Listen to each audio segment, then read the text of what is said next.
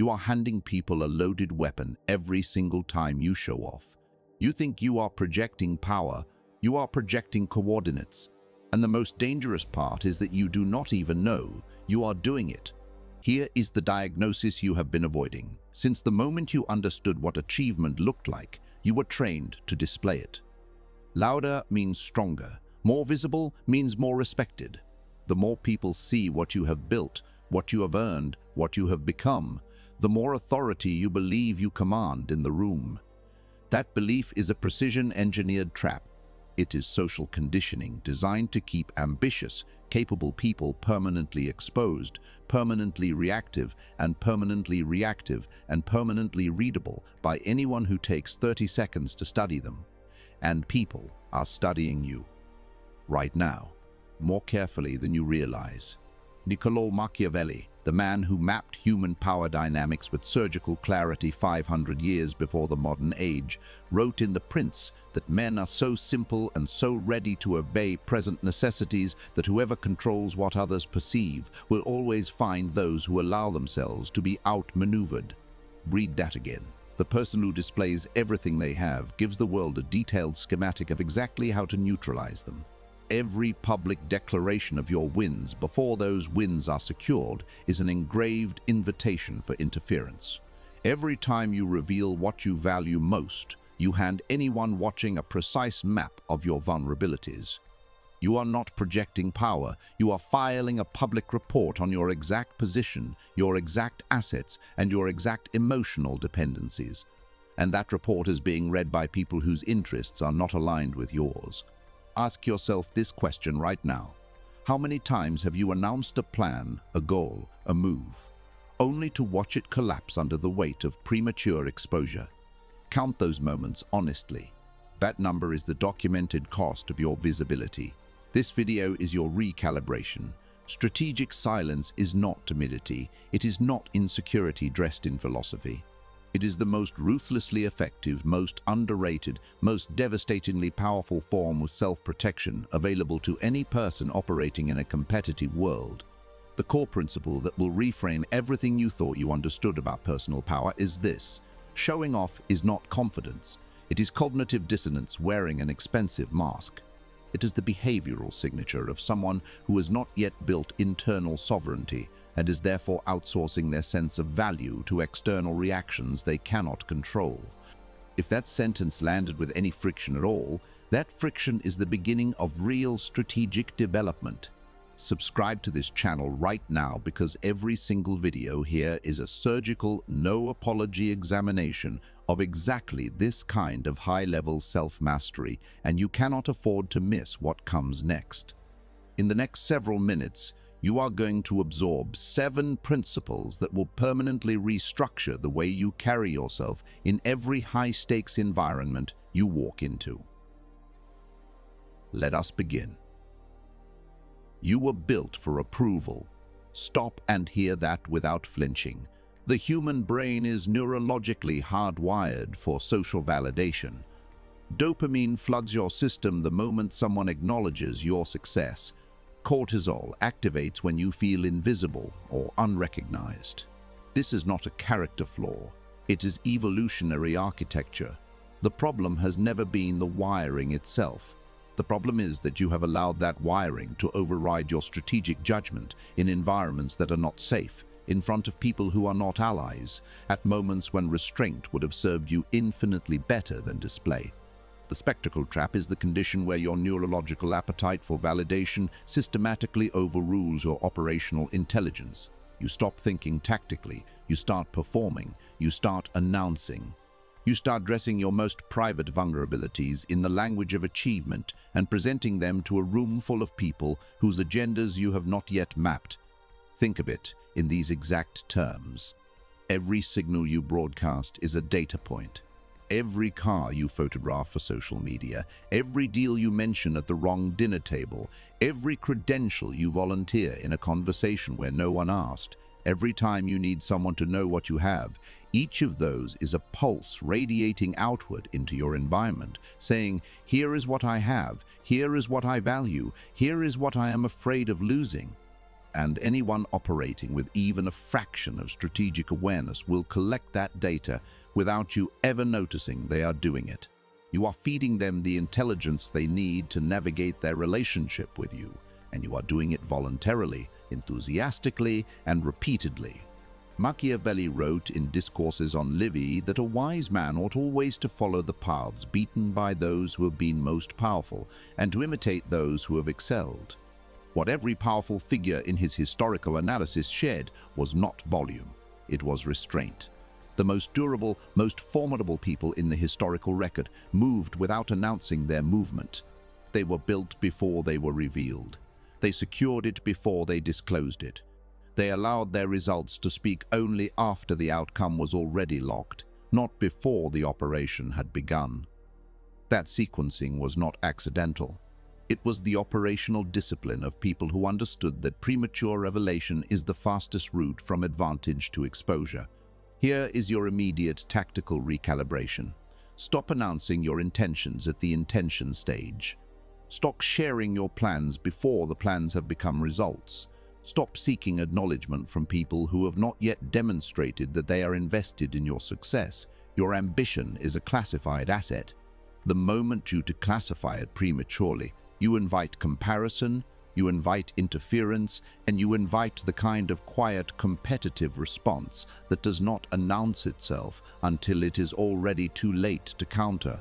Move first. Speak second. Execute before you explain. That discipline, applied consistently, will begin to close the gap between where you are and where strategic restraint could take you.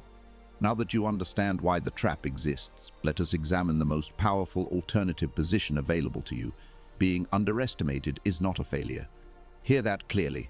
Being underestimated is an advanced tactical position that the vast majority of ambitious people are too emotionally fragile to occupy, because occupying it requires tolerating the discomfort of not being seen as impressive, and most people would rather be correctly assessed as powerful than strategically perceived as average. That preference is expensive. Strategic obscurity is the deliberate, disciplined management of how accurately others can measure your capability, your resources, and your next move. It is not dishonesty. It is not performance in the other direction. It is the precise, intentional control of the information others are using to form their perception of you. The distinction is not semantic. Deception is a violation of another person's understanding. Strategic obscurity is sovereignty over your own narrative. You are not misleading anyone.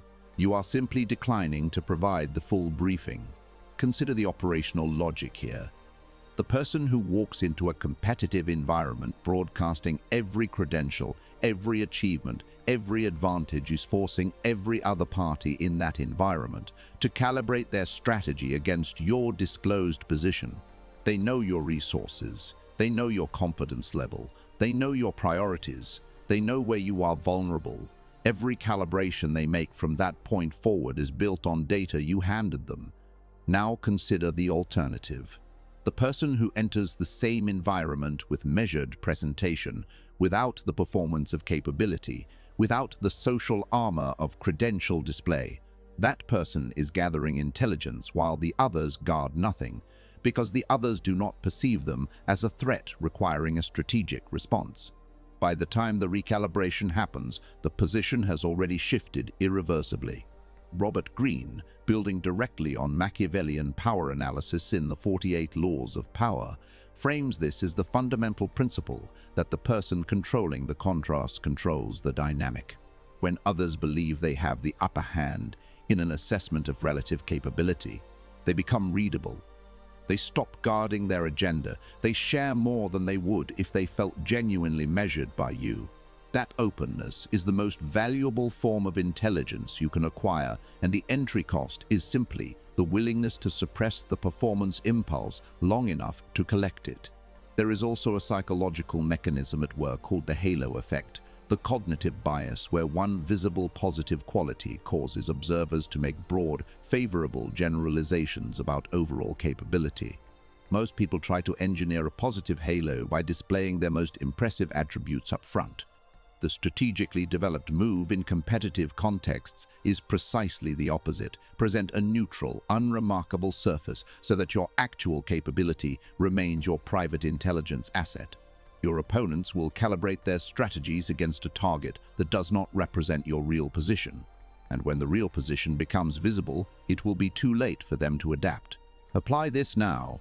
In your next high-stakes exchange, resist the biochemical pull to establish your credentials in the opening minutes. Ask questions instead of making declarations. Let the other party feel they are leading the conversation. They will. That feeling is a covert contract they have made silently with themselves, and it will cost them their guard while yours remains fully operational. This is not influenced by others. It is complete mastery of self. The next principle builds that mastery into a structural advantage you can use in every domain of your life. Information asymmetry is the condition where one party in any interaction holds more relevant data than the other. In economics, it determines who captures value in a transaction. In negotiation, it determines who walks away with the superior outcome. In personal and professional relationships, it determines who holds real leverage and who is operating on assumptions, guesses, and the fragments you have chosen, or failed to choose, to disclose. Here is the uncomfortable diagnosis you need to sit with. Most people live in a state of chronic, self-inflicted information deficit because they are so focused on broadcasting their own signal that they never stop to audit what that signal is actually transmitting about them in precise, exploitable detail. Every conversation you have is a data transfer. Every sentence is a transaction.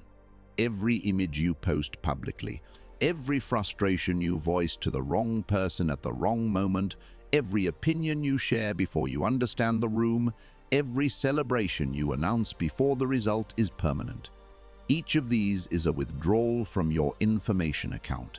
The more you withdraw without deliberate strategic intention, the more completely others can build an accurate psychological profile of you, your fears, your hunger for recognition, your competitive triggers, your emotional fragility under pressure, your priorities, your red lines. Once someone holds a complete profile, they hold quiet leverage. Not the dramatic, obvious kind, the quiet kind. The kind that does not announce itself until the exact moment it is deployed, at which point you will not even be certain you are being outmaneuvered because the mechanism will be invisible. Machiavelli captured the foundational principle at the level of statecraft, and it translates with precision to individual strategy. He wrote that it is necessary for a ruler to have the nature of both the lion and the fox. The lion for force, the fox for intelligence. The fox wins through information management, not through visible strength. The modern strategic translation is direct. The less accurately others can predict your next move, the more carefully they will navigate their relationship with you. Unpredictability is not chaos. Disciplined unpredictability is the product of deliberately managing what data you provide to the people and environments around you. Apply this immediately. Conduct an honest audit of your last 90 days of public and semi-public communication. What patterns appear consistently across your social media posts, your conversational themes, your expressed frustrations, and your announced wins? Map those patterns with clinical precision. Because if you can identify them in 30 minutes of honest examination, anyone paying moderate attention to you can identify them in less time. Then begin practicing deliberate, strategic silence on your most sensitive operational areas, your financial trajectory, your professional ambitions, your relationship dynamics, your personal vulnerabilities. Not because these things are shameful, they are not, but because they are yours, and your sovereignty begins at the exact moment you decide that access to your interior is a privilege you grant deliberately, not a default that anyone can extract by asking.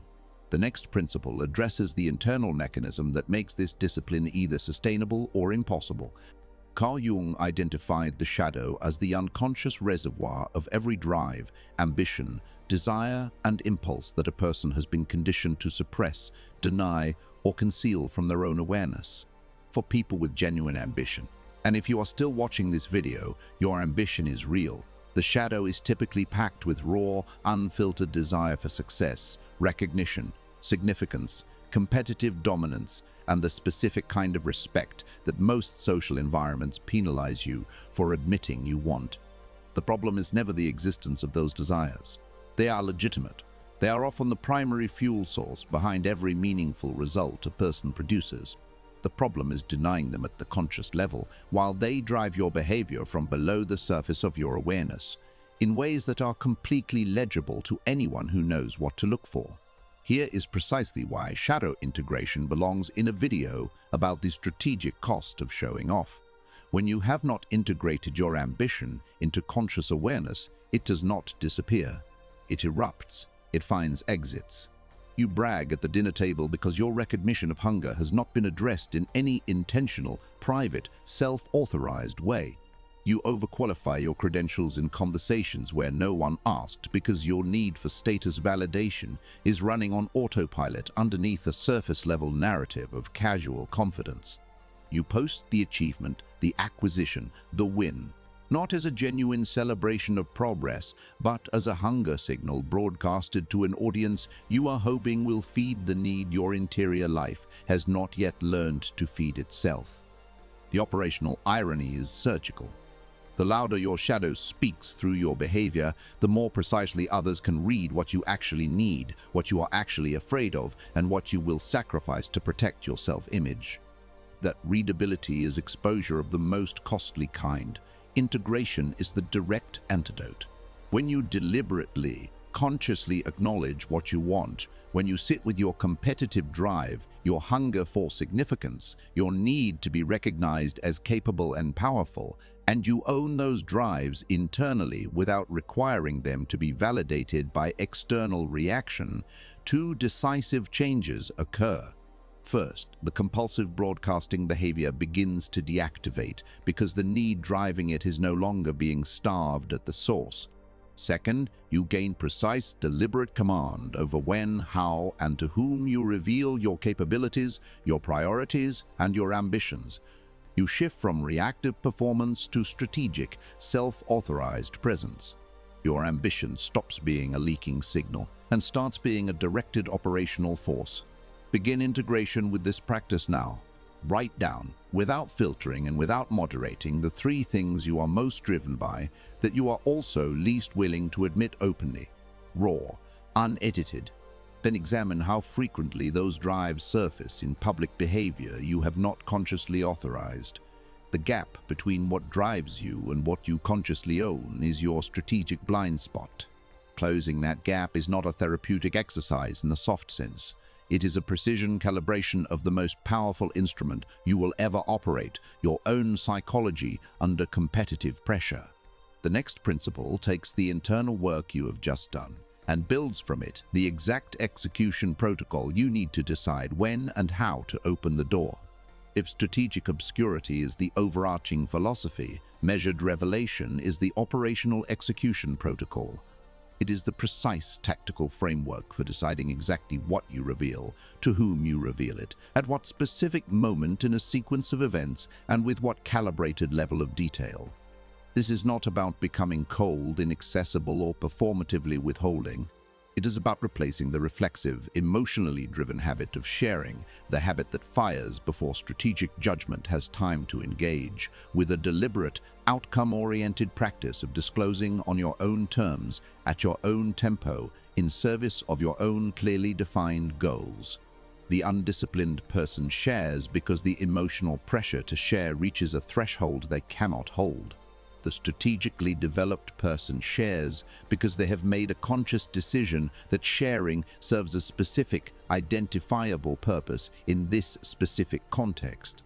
Think of your personal and professional life as a classified intelligence file. Most people operate with this file sitting permanently open on a public desk, every page accessible to anyone who walks by with enough curiosity and time. Every emotionally reactive conversation, every social media post, every unguarded moment of frustration or celebration, each adds another readable, searchable page to the open file. Measured revelation means you keep the file closed as the default position. You open selected pages for selected purposes to selected people in selected contexts. Every single disclosure should have a clear, honest answer to 3 prior questions. Why this information, why at this specific moment, and why to this specific person. If you cannot answer all 3 with clarity, the information remains in the file. Full stop. No exceptions for social pressure. No exceptions for the discomfort of withholding in a moment that feels like it calls for sharing. Machiavelli was direct about the cost of premature disclosure. In The Prince, he wrote that everyone sees what you appear to be. Few experience what you really are. The strategic application for self-mastery is precise. What others observe from a distance forms the basis of their entire operational calculus regarding you. Control what they observe from a distance, and you control the calculus. Reveal your strength only when it is already secured. Reveal your intention only when the outcome is already determined and the reveal serves a purpose. Reveal your emotional position only when the strategic cost of concealment has clearly exceeded the strategic cost of display. In every other circumstance, the discipline holds. Deploy this with 3 immediate filters. Filter 1. Is this disclosure driven by genuine strategic necessity for the outcome I am pursuing, or is it driven by emotional pressure to be seen, understood, or validated right now? Filter 2. Does this specific person genuinely need to hold this information to serve a clear function in my goals, or am I seeking their reaction as a substitute for internal confidence? Filter 3. If this information were used against my interests by someone with no investment in my success, how significant would the damage be? Run every strategically significant disclosure through these 3 filters before you speak, not in every casual interaction. Not in your personal relationships with people whose alignment with your interests is established and demonstrated. In high-stakes competitive contexts with people whose intentions you cannot verify. That specific, non-generalized application is critical. Measured revelation is a competitive environment discipline, not a barrier to genuine human connection. And the space those filters create, that is exactly where the next principle operates.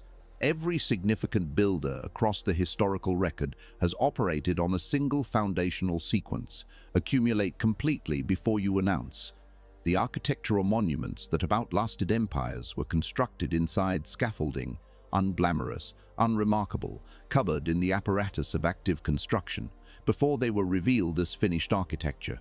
The moment of revelation followed completion, never preceded it. The people who announced the project before the foundation had been poured are the people whose timelines of bold declarations became monuments to their own unfinished ambitions. You know these people. You have watched the pattern play out in real time. A grand announcement, an initial burst of external energy borrowed from the audience's reaction. Then the slow, quiet fade as the project meets the friction of reality without the momentum that private, undisturbed development would have protected. You may have been one of those people at some point. Most ambitious people have been. The pattern ends here with a decision. Quiet accumulation is the disciplined practice of building your capability, your resources, your professional position, your skill base, and your network of genuine relationships entirely in the absence of public documentation, public validation checkpoints, and audience-dependent motivation. When you post every new certification, every business milestone in progress, every professional development step, every indication of where you are in the construction of your future, you are not sharing your journey in any authentic sense.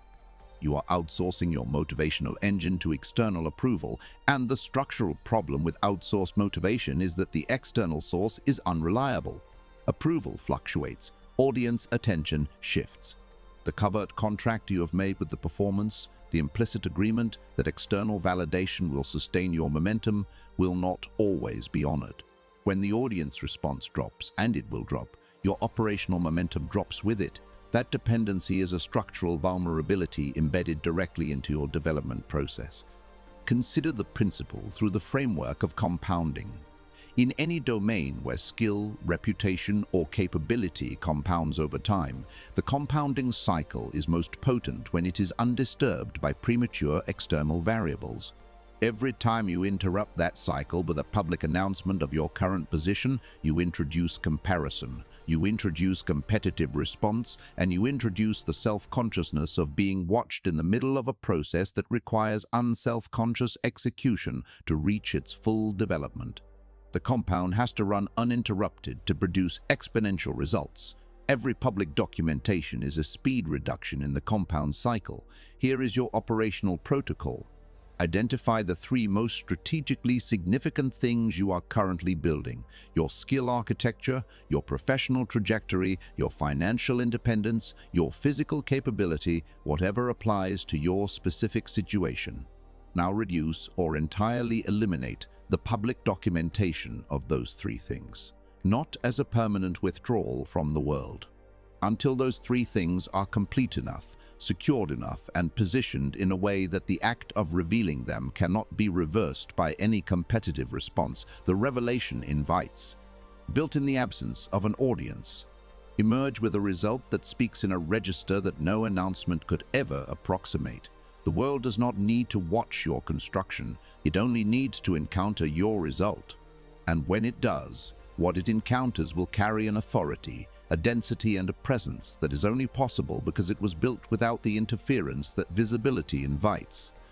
Now we arrive at the master principle, the one that determines whether every other principle in this video becomes a sustainable operational standard or collapses under the weight of a single moment of emotional pressure. Every tactical discipline in this video fails without this one. Strategic obscurity fails without it. Information asymmetry fails without it. Quiet accumulation becomes hollow, isolated, and ultimately purposeless without it. The sovereign mind is the internal architecture, the foundational psychological infrastructure that makes all of these strategies not just intellectually understood, but genuinely executable, genuinely sustainable, and genuinely powerful. Without internal sovereignty, you will attempt to apply every principle in this video from a position of fear. Fear of being exposed, fear of being taken advantage of, fear of what someone might do with information you have not yet learned to protect. And anything constructed on a foundation of fear will erode the moment the fear is questioned, the moment you feel safe again, the moment the emotional pressure lifts and the old comfortable habit of performance reaches back for you.